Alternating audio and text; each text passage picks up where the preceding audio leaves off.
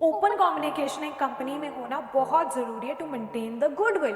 Hello everyone, I am Bhavna Sania and I am back with the new video for class 12th and yes, इस video में हम discuss करने वाले हैं principles of scientific management which is given by Frederick Taylor.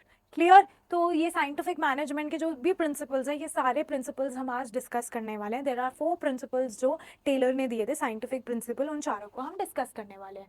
ठीक है, for the notes of this chapter, important questions answer, test series and yes, for the important questions you can reach us out on our website और you can download our app, the link is in the description box. तो अब हम शुरू करते हैं the principles of scientific management. इसमें basically जब नया नया इंडस्ट्रियल रेवोल्यूशंस आया था तो जो इंडस्ट्रियल ओनर्स थे, फैक्ट्री ओनर्स थे, मैनेजर्स थे, वो अपनी पर्सनल जजमेंट पे डिपेंडेंट थे कि हमें किस सिचुएशन में कैसे एक्ट करना चाहिए।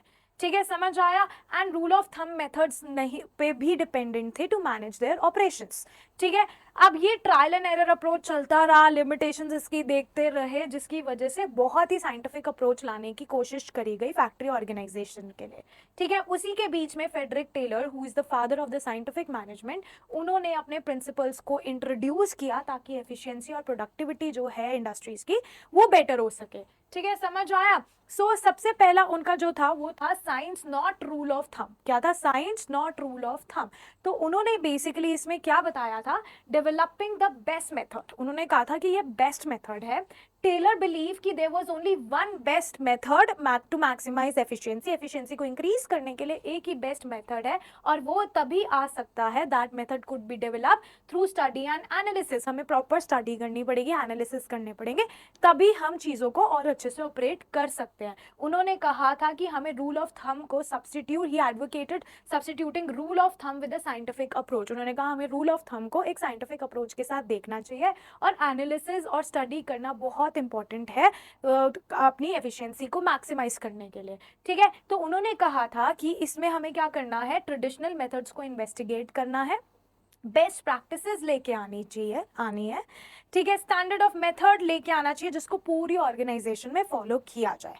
ठीक है, समझ आया? फिर उनका ये भी कहना था कि इवन जो स्मॉल प्रोडक्शन एक्टिविटीज है, जैसे हम क्या करते हैं, loading pigs of iron into box cars, ठीक है, कुड बी साइंटिफिकली प्लान। उन्होंने कहा छोटी सी छोटी एक्टिविटीज जो होती है ऑर्गेनाइजेशन की, उसको भी हम साइंटिफिकली प्लान कर सकते हैं, जिसकी वजह से हम टाइम सेव कर सकते हैं, ह्यूमन एनर्जी सेव कर सकते हैं और रिसोर्सेज भी सेव कर सकते हैं। तो ये इनका पहला था कि हमें चीज़ों को एनालाइज करना चाहिए, चीज़ों को इन्वेस्टिगेट करना चाहिए और उससे हमें एक स्टैंडर्ड मेथड निकालना चाहिए ताकि हम ह्यूमन एनर्जी, टाइम और एफर्ट्स और रिसोर्सेज को सेव कर सकें।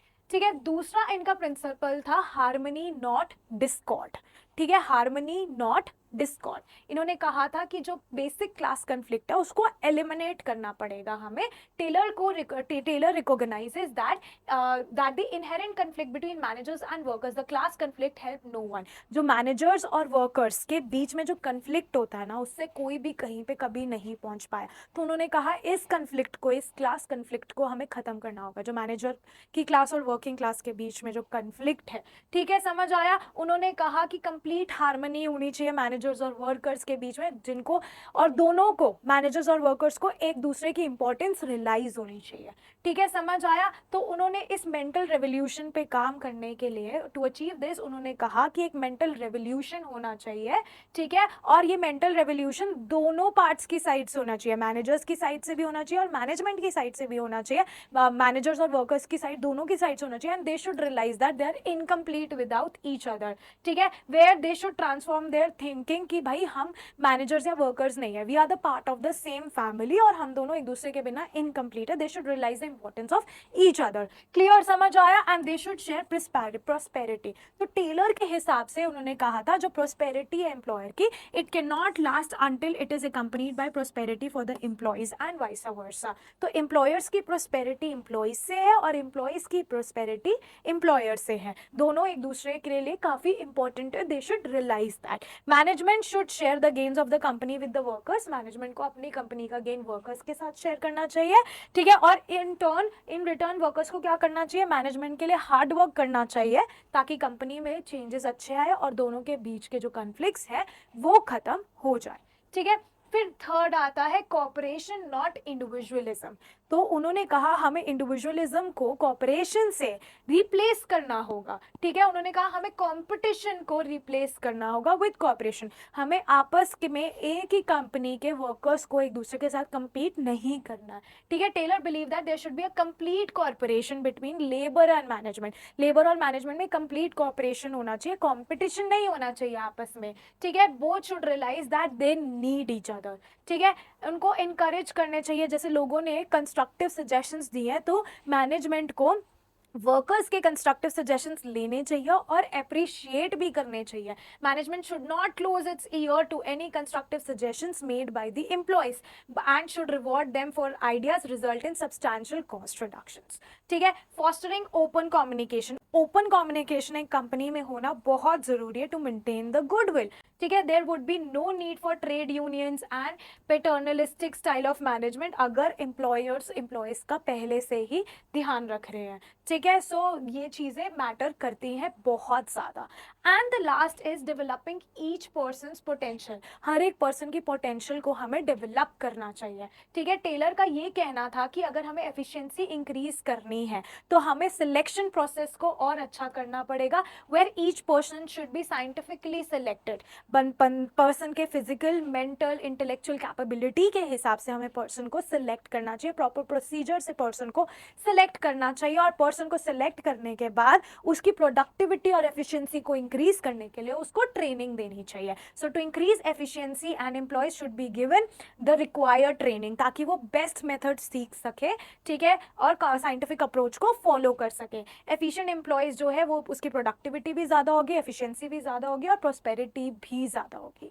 क्लियर? फिर we should ensure prosperity also, ये पॉइंट हम ऑलरेडी कवर भी कर रहे हैं कि जो डेवलपमेंट है एम्प्लॉयज़ के पोटेंशियल की वो इंडस्ट्री के लिए काफ़ी इंपॉर्टेंट है। इंडस्ट्रीज़ के एफिशिएंसी के लिए एम्प्लॉयज़ की पोटेंशियल बहुत इंपॉर्टेंट है, उनको हमें उनकी ग्रेटेस्ट पोटेंशियल, ग्रेटेस्ट एफिशिएंसी तक लेके जाना चाहिए। और अगर एम्प्लॉयज़ की प्रोस्पेरिटी हो रही है तो ऑब्वियसली कंपनी की प्रोस्पेरिटी होगी ही होगी, ठीक है।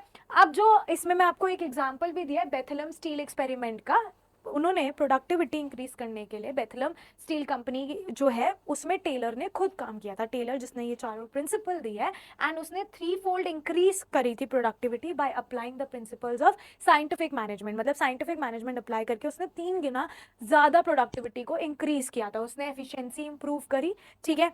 टेलर के अप्रोच ने, साइंटिफिक अप्रोच ने एफिशिएंसी इंक्रीज करी पर्सन की, जिसमें था कि भाई हमें प्रॉपर एनालाइज करके स्टैंडर्ड मेथड निकालने चाहिए टू डू द वर्क, जिससे हम human energy, efforts, time, labour और रिसोर्सेज को अच्छे से यूज करें, एफिशिएंसी बढ़े और प्रोडक्टिविटी इंक्रीज हो, जिससे कॉस्ट सेविंग ऑटोमेटिकली होगी ही होगी। जो एप्लीकेशन थी साइंटिफिक मैनेजमेंट प्रिंसिपल्स की at the time of Bethlehem steel company, उसकी वजह से बहुत सारे ह्यूमन एनर्जी, टाइम, मटीरियल सब कुछ सेव हुआ था जब उन्होंने टेलर के साइंटिफिक अप्रोच को अप्लाई किया था।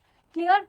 फिर इस साइंटिफिक मैनेजमेंट का इम्पैक्ट क्या है? सबसे पहले ये फैक्ट्री ऑर्गेनाइजेशन में रेवोल्यूशन लेके आता है, ठीक है। जो टेलर के साइंटिफिक मैनेजमेंट थे बेसिकली वो फंडामेंटल शिफ्ट थे जिसमें फैक्ट्री और ऑर्गेनाइज्ड हो गई और मैनेज्ड हो गई, रूल ऑफ थंब अप्रोच लगाया गया जिसकी वजह से बहुत सिस्टमाइज्ड और साइंटिफिक अप्रोच के हिसाब से काम किया जाता था, ठीक है। उससे प्रोडक्टिविटी और एफिशिएंसी इंप्रूव हो सकी लोगों की। जो एप्लीकेशन थी साइंटिफिक मैनेजमेंट की, ठीक है, उससे बेथेलम स्टील एक्सपेरिमेंट में ही 3 गुना प्रोडक्टिविटी इंक्रीज हुई थी, एफिशिएंसी इंक्रीज हुई थी, जिससे काफ़ी ज़्यादा कॉस्ट सेविंग हुई थी।